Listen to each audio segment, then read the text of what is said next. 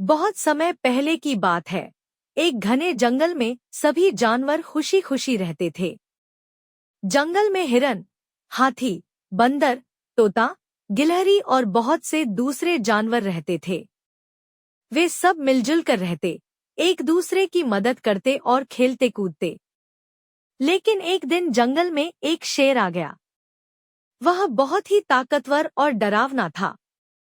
धीरे धीरे उसने जंगल पर अपना कब्जा जमा लिया और खुद को जंगल का राजा घोषित कर दिया। शेर बहुत लालची था।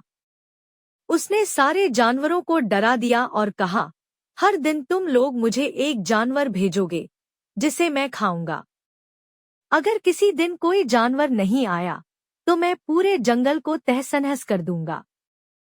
बेचारे जानवर बहुत डर गए। अब वे रोज एक एक करके अपनी बारी पर शेर के पास जाते और खा लिए जाते। धीरे धीरे जंगल में जानवरों की संख्या घटने लगी। सभी जानवर दुखी और परेशान थे। एक दिन जानवरों की सभा बुलाई गई। सबने मिलकर सोचा कि इस समस्या से कैसे बचा जाए। तभी एक छोटा सा खरगोश खड़ा हुआ और बोला, अगर आप सबकी अनुमति हो तो मैं कल शेर के पास जाऊंगा और उसे सबक सिखाऊंगा। सभी जानवर हैरान रह गए, लेकिन कोई और रास्ता नहीं था, इसलिए उन्होंने उसे अनुमति दे दी। अगले दिन खरगोश जानबूझकर देर से शेर के पास पहुंचा। शेर गुस्से में दहाड़ा, तू इतनी देर से क्यों आया? खरगोश डरने की बजाय बोला, महाराज, मैं समय पर चल पड़ा था, लेकिन रास्ते में एक और शेर मिल गया। उसने मुझे रोक लिया और कहा कि अब वही जंगल का राजा है।